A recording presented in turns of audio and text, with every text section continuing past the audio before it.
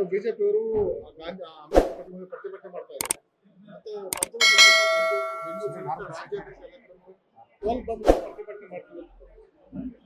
ನೋಡಿ, ಪಂಚಮಶಾಲಿ ಸಮುದಾಯದವರು, ಪಂಚಮಶಾಲಿ ಸ್ವಾಮೀಜಿಯವರು, ಜಯಮೃತ್ಯುಂಜಯ ಸ್ವಾಮೀಜಿ ಅವರ ನೇತೃತ್ವದಲ್ಲಿ ಅವರು ಪ್ರತಿಭಟನೆ ಮಾಡಬೇಕು ಅಂತ ಹೇಳಿ ಹೇಳಿಕೆಗಳನ್ನು ಕೊಟ್ಟಿದ್ರು. ಆ ಸಂದರ್ಭದಲ್ಲಿ ಪ್ರತಿಭಟನೆ ಅವರ ಹಕ್ಕು, ನಾವು ಅವರಿಗೆ ಪ್ರತಿಭಟನೆ ಮಾಡೋದು ಬೇಡ ಅಂತ ಏನು ಹೇಳಿಲ್ಲ. ಆದರೆ ಅವರು ಒಂದು 5,000 ಟ್ರ್ಯಾಕ್ಟರ್ಗಳನ್ನು ತೆಗೆದುಕೊಂಡು ಸುವರ್ಣಸೌಧದ ಮುತ್ತಿಗೆ ಹಾಕ್ತೇವೆ ಅಂತ ಹೇಳಿ ಅವರು ಹೇಳಿಕೆ ಕೊಟ್ಟಿದ್ರು. ಹಾಗಾಗಿ ನಾವು ಆ ಟ್ರ್ಯಾಕ್ಟರ್ಗಳನ್ನು ನಾವು ಅಲೋ ಮಾಡೋದಿಲ್ಲ ಅಂತ ಹೇಳಿದ ಮೇಲೆ ಅವರು ಕೋರ್ಟಿಗೆಲ್ಲ ಹೋಗಿದ್ರು. ಕೋರ್ಟಲ್ಲಿ ಆದೇಶ ಬಂತು, ಟ್ರ್ಯಾಕ್ಟರ್ಗಳನ್ನು ನೀವು ಅಲೋ ಮಾಡೋದು ಬೇಡ, ಆದರೆ ಅವರು ಬರೋದಕ್ಕೆ, ಪ್ರತಿಭಟನೆ ಬರೋದಕ್ಕೆ ನೀವು ಸಹಕರಿಸಬೇಕು, ಟ್ರ್ಯಾಕ್ಸ್ಗಳಲ್ಲೆಲ್ಲ ಬರ್ತಾರೆ ಮತ್ತು ಅದನ್ನು ಅಲೋ ಮಾಡಿ ಅಂತ ಹೇಳಿದ್ರು. ನಾವು ಟ್ರ್ಯಾಕ್ಸ್ಗಳನ್ನು ಅಲೋ ಮಾಡೋದಕ್ಕೆ ಸದನದಲ್ಲೇ ನಾನು ಹೇಳಿದೆ, ಟ್ರ್ಯಾಕ್ಟರ್ಸನ್ನು ಅಲೋ ಮಾಡ್ತೀವಿ, ಟ್ರ್ಯಾಕ್ಸ್ಗಳನ್ನು ಮಾಡಿ ಅವರು ಒಂದು ಜಾಗವನ್ನು ನಿಗದಿ ಮಾಡಿದ್ರು. ಆ ಜಾಗದಲ್ಲಿ ಅವರು ಪ್ರತಿಭಟನೆ ಮಾಡೋದಕ್ಕೆ ಅವಕಾಶ ಮಾಡಿಕೊಟ್ಟಿದ್ರು. ಆ ಸಂದರ್ಭದಲ್ಲಿ ನಮ್ಮ ಮುಖ್ಯಮಂತ್ರಿಗಳು ಮಹದೇವಪ್ಪನವರನ್ನ ಮತ್ತು ವೆಂಕಟೇಶ್ ಅವರನ್ನ, ಸುಧಾಕರ್ ಅವ್ರನ್ನ, 3 ಜನ ಸಚಿವರುಗಳನ್ನು ಕಳಿಸ್ಕೊಟ್ರು. ಅದರಲ್ಲಿ ಸ್ಥಳೀಯ ಸಚಿವರಾಗಿರ್ತಕ್ಕಂಥ ಲಕ್ಷ್ಮೀ ಹೆಬ್ಬಾಳ್ಕರ್ ಕೂಡ ಹೋಗಿದ್ದಾರೆ.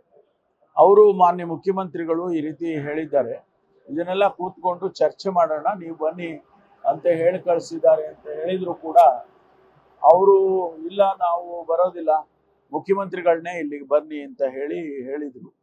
ಆ ಸಂದರ್ಭದಲ್ಲಿ ಮುಖ್ಯಮಂತ್ರಿಗಳು ಬರೋದಕ್ಕೆ ಸಾಧ್ಯ ಇಲ್ಲ, ನೀವು ಬನ್ನಿ ಅಂತ ಹೇಳುವಾಗ ಇದಕ್ಕಿದ್ದಂಗೆ ಸ್ವಾಮೀಜಿಯವರು ನೀವು ಎಲ್ಲ ವಿಧಾನಸೌಧಕ್ಕೆ ಹೋಗೋಣ ಚಲೋ ಅಂತ ಹೇಳಿ ಹೇಳಿಕೆಯನ್ನು ಕೊಟ್ಟರು. ಆ ಸಂದರ್ಭದಲ್ಲಿ ಎಲ್ಲರೂ ಕೂಡ ಮುಖ್ಯ ರಸ್ತೆಗೆ ಬರೋದಕ್ಕೆ ಎಲ್ಲ ನುಗ್ಗಕ್ಕೆ ಶುರು ಮಾಡಿದ್ರು. ಬ್ಯಾರಿಕೇಡ್ಸ್ಗಳನ್ನ ಹಾಕಿದ್ದನ್ನೆಲ್ಲ ತಳ್ಕೊಂಡು ಮುಖ್ಯ ರಸ್ತೆಗೆ ಬರೋದಕ್ಕೆ ಮಾಡಿದಾಗ ಅವರು ಪ್ರಿವೆಂಟ್ ಮಾಡಬೇಕು. ಇದರಲ್ಲಿ ಏನಾಗಿದೆ ಅಂದರೆ, ಕೋರ್ಟಲ್ಲಿ ಆದೇಶ ಕೊಟ್ಟಿದ್ರು, ನೀವು ಪೀಸ್ಫುಲ್ಲಾಗಿ ಯಾವುದೇ ಲಾ ಆ್ಯಂಡ್ ಆರ್ಡರ್ನ ನೀವು ಕೈಗೆತ್ತಿಕೊಳ್ಳದೆ ನೀವು ಪ್ರತಿಭಟನೆ ಮಾಡಿ ಅಂತ ಕೊಟ್ಟಿದ್ದಾರೆ.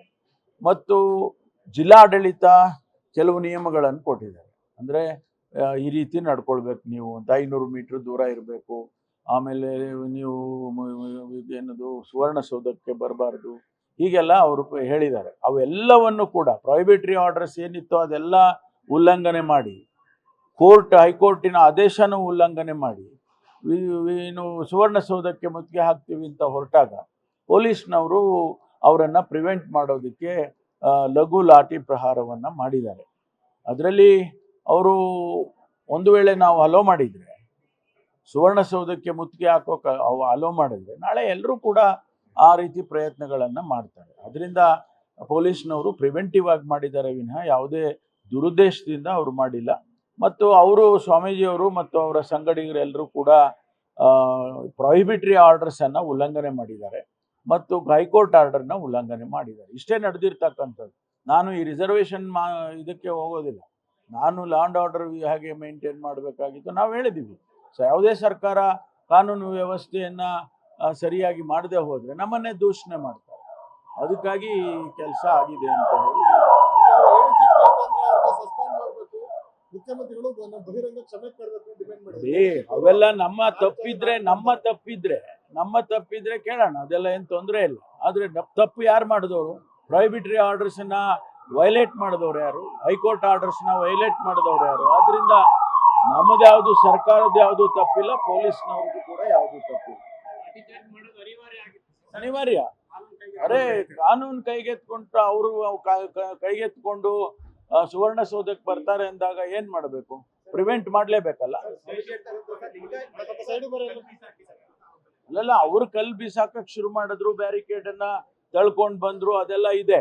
ಅದೆಲ್ಲ ವಿಡಿಯೋಗ್ರಾಫ್ಸ್ ಇದಾವೆ ನಮ್ಮ ಹತ್ರ, ಎಲ್ಲ ಪುರಾವೆಗಳಿದಾವೆ. ನಾವು ಸುಮ್ಮನೆ ಏಕಾಏಕಿ ಏನೋ ರಕ್ಷಣೆ ಮಾಡ್ಕೊಳಕ್ಕೆ ಏನು ಹೇಳ್ತಾ ಇಲ್ಲ.